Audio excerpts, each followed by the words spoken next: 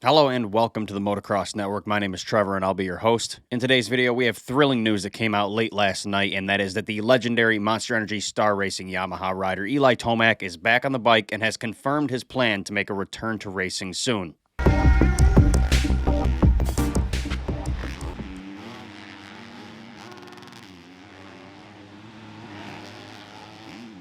Now, before we get into this video, I want you guys to head to the mxnetwork.store and check out our magazine. In 2025, we'll be producing more magazines than we ever have in a single season. Here's a few of our most recent editions. We have one regarding this story, Eli Tomac Beast Mode, issue number 13.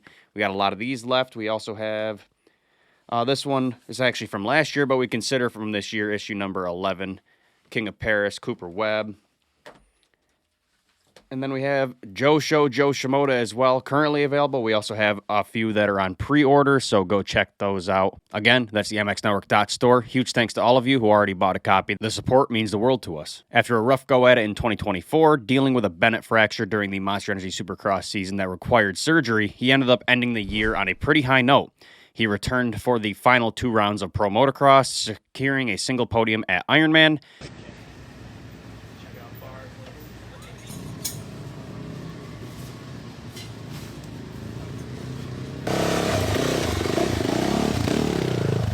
He then carried that momentum into the Super Motocross playoffs, earning himself 2 more podium finishes.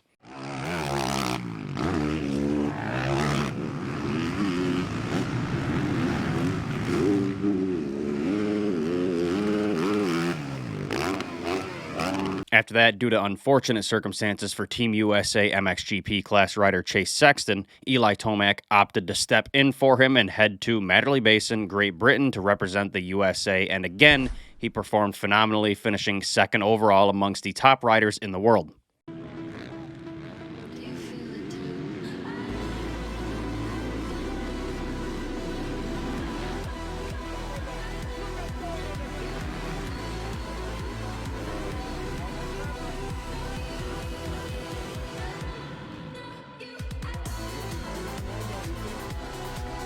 Now, at this point in the year, it's the off-season for most athletes, but Tomac continued racing throughout the fall, winning the 2024 World Supercross title as well, ending an up-and-down year on a high note. Tomac comes to the checkers. He'll light the candles with the win. Coming into 2025, we had high hopes for Eli Tomac after a phenomenal end to 2024 and his confirmation that this year would be his final one, at least that's what he says, racing full-time. We expected him to come out swinging. After a little bit of bad luck at round 1 in Anaheim, round 2 in San Diego, we got to see a battle of the ages between the veteran Eli Tomac and young phenom Jett Lawrence, in which the veteran came out on top, giving him the red plate and marking his first victory of the season, which would unfortunately be his last. Let's just revel the moment as the winner of round number 2 of 20.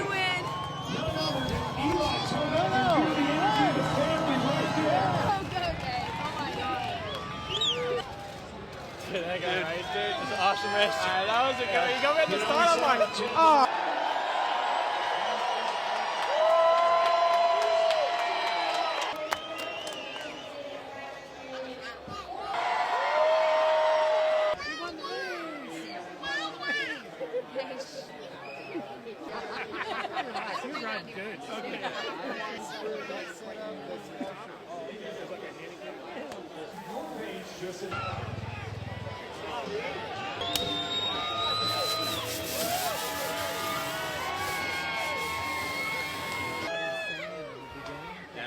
Oh yeah, the outside. Yep. Heck yeah. A few rounds later in Tampa, Florida, disaster struck for Eli Tomac. While trying to put in a hot lap during qualifying, he ended up dabbing his leg on the face of a jump, which didn't look like a huge deal in the moment, but it turned out to be a season-ending injury. And It looked like it was a bag or something. Watch his left foot right there. He kind of dabs it, and right away, bang, right there, hits his foot. Yeah, he actually got lucky it didn't throw him over the bars. Yeah, it's hard to speculate what that is, but obviously something's hurting him really bad. And when you signal like that to the medics that you need some help, I just hope it's a stinger. I just hope that something. I'm gonna disagree. They said it was a stinger last weekend on I Jett. know. Wishful It thinking. didn't work out. And little mistakes and just.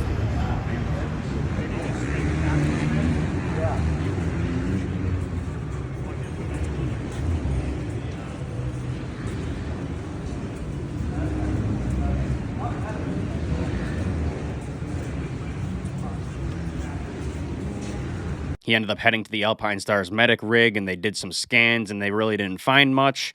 They weren't certain of his injury after the qualifying incident. So he ended up continuing racing that night, limping to a 17th place finish. Clearly not the Tomac we know and love. Come to find out after the evaluation, he suffered a broken fibula that would require surgery, thus ending his 2025 Supercross title fight. Well, here we are just 7 weeks after his surgery, and he's already back on the bike and gave us a return to racing timeline. Here's the clip of his first ride back.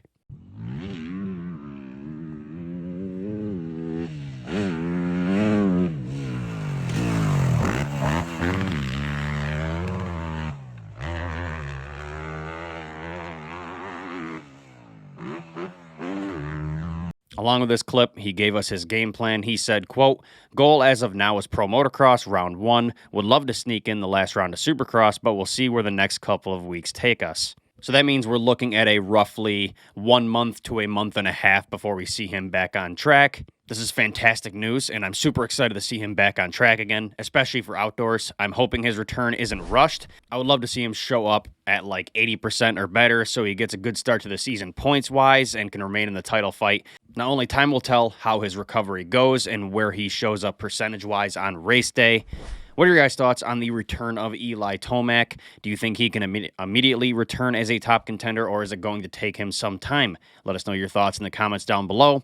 Don't forget, if you want to support our work, head to the mxnetwork.store and snag a copy of our magazine today.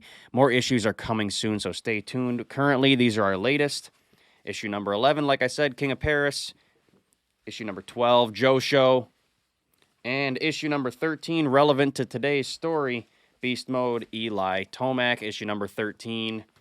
We also have some past issues in stock. If you guys are still interested in that, I got them just in case. We got a couple from last year here. There we go. We've got issue number 10. This is from Pro Motocross last summer. Chase Sexton. And we even have one from MXGP, Jorge Prado, back when he was on the Red Bull Factory Gas. So this is kind of vintage at this point. Anyway, huge thanks to all of you who bought a copy. Check it out on the mxnetwork.store. Thank you guys for watching today's video, and I will see you guys in the next one.